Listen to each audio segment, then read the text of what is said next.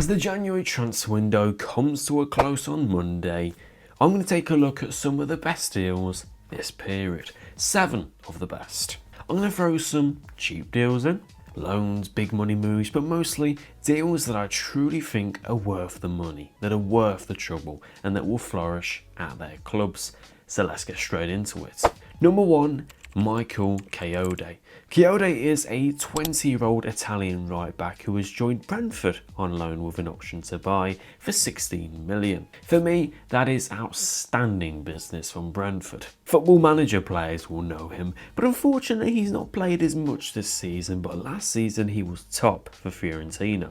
Modern day fullbacks typically aren't very good defensively, and their ability tips more to how good they are with the ball at their feet. But Kayode's different. He's the real package. Defensively, he's everything you want. Thomas Frank has expressed his excitement of the transfer in his press conferences, touching on his all-round game.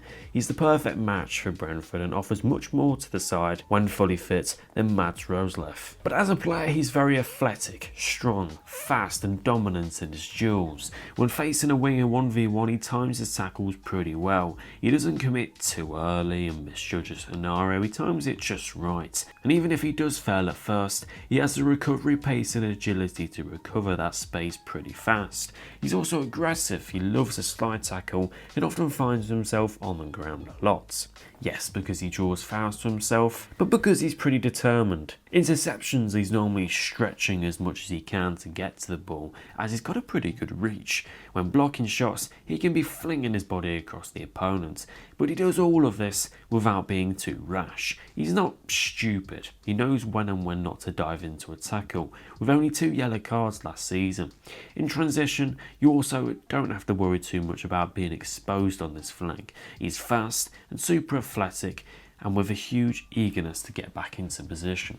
On the ball, he enjoys to drive the ball down the byline, using his pace and power to fly away from an opposition fullback. He does lack creative consistency to a slight, but he's a decent crosser and shares the ability to pass and cross with both of his feet. At 20 years old, he's still very raw, but it's a match-for-match fit for Thomas Frank's Brentford and solidifies them that extra bit more in the defence. I think if Kayode finds fitness quickly and gets a good grip of English football, then Brentford won't hesitate in activating the buy clause. Number 2, caqueret. The French midfielder was well known for being a huge prospect at Lyon for years in Ligue 1. Now he's joined Cesc Fabregas' Como for a 15 million fee. I think you'd be right in saying that we'd probably expect him to be playing at a much higher team in this point of his career. But 24 is still young, he'll thrive in this Como team, and if you want more detail on Fabregas' tactics, then click at the top right. But overall, it's a team that enjoys central overloads, and caqueret slots right in. He'll help Como thrive from playing out in deep positions as they maintain 2 midfielders that look to take the ball forwards and offer themselves as passing solutions to the centre-backs. Caqueret can do that. He has the ball control to thrive from deep, and progressively he's a real machine. He carries it forwards well but makes cute but distinct passes into forward players, and for me he does that better than any of their current crop of midfielders. He can help Como play out but also find those number 10s in the half spaces, unlocking Nicolas Paz, Patrick Catrone, Strafeza and even more. Number 3, Mika Biereth. The Danish striker has taken the move to Monaco for 12 million after being sold by Arsenal at the beginning of the season. He's shared multiple successful loans, and at the age of 21, he's quickly made his way back up to a big club. In Austria, he scored 23 goals in 47 games overall, hitting the back of the net in the Champions League too against Girona and Lille. As a striker, he's of course prolific, but he's fast, strong, instinctive and specialises in link-up play and his finishing. I wouldn't call him quite the playmaker like a Harry Kane, but he can drop in deep and find passes into space for runners in behind. He's composed and very hard working when the ball falls his way. His movement inside the box is also top, of course, like a striker, but he's always driving into space as a passing option for a teammate, whether that's a darting run towards the back post and finishing off with a header, or it could be him busting a gut, offering the teammates a single slidden pass across goal, or a run in behind. Those runs in behind can differ because he can excel in those wide spaces too. showing a creative side to his skill sets, giving him a bit more of a flexible approach, meaning he's not so isolated all the time.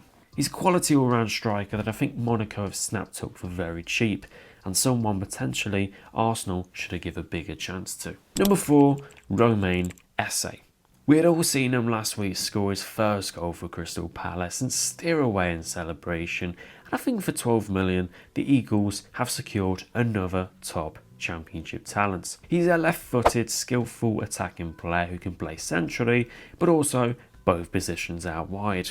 He carries the ball forward and rides off multiple challenges like it's nothing, and it's finally the Elise replacement that Palace needed.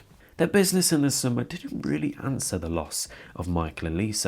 Sarr is great and a different option, but not the like-for-like fit that Esse is now. The 19-year-old will slot right into that front three alongside Eze and Mateta, but won't have the immediate pressure of replacing Elise. Sarr is there for competition and to ease him into Premier League football. But Esse is a fun player to watch. His dribbling is superb, silky smooth with his quick feet. It makes it so easy for him just to dance away from numbers, baiting them in and drawing fouls too. He can slow the ball down before having a burst of intensity, being able to move either direction of his man. He escapes those tight spaces like it's nothing, like it's just so easy for him. It's all so swift, and when watching him, he leaves you amazed at how much he makes of a 1v1 battle, because the ball is glued to his feet. His close ball control is special and plays football like it's FIFA Street. As he's 19, his final end product isn't quite there, but keep a solid eye out for his developments under Oliver Glasner, because for me, he's top. Number 5, Omar Marmoush, the first expensive big money move on my list. 75 million of course is big, but the Egyptian is special. He covers every position across the front line, he contains the pace and power to crush opposition back lines and behind, and is physically and technically top. His movement in the box is very intelligent. He can be a bit of a poacher, and with how fast he is, he just gets to the ball before anyone else. So if there's a loose ball and scrappy moments in the box, he'll pounce. And with Haaland and Marmoush attacking that back line and behind, and in the penalty box, it makes it potentially terrifying. Two very prolific forwards that can both play off each other very well.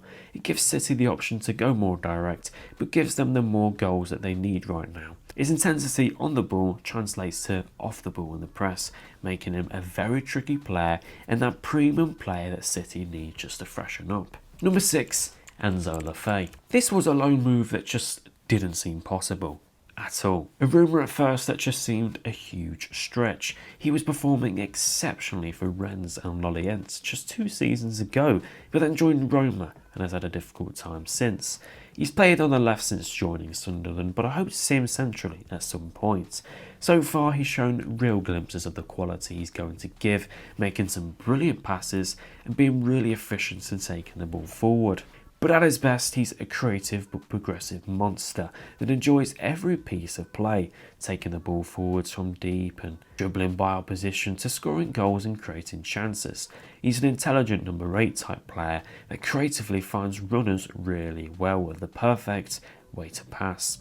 His small and nifty size means he can turn with the ball with that extra bit of silk, and his tidy and skillful technique means he's a great player to watch on the eye. If he gets to just 50% of that, then Sunderland get promoted. It's as simple as that. Number 7, the final deal on my list is Antonin Kinski. For 10 million and for a 21-year-old, they've got an exceptional goalkeeper that pushes Vicario for the top spot. He's that good. People are very quick to point out that he's of course a little bit inconsistent in his shot stopping, but he's still good. He's just raw and new. He makes himself big, and his tall 6'3" size helps with that, as he also tips away shots very well away from the danger area.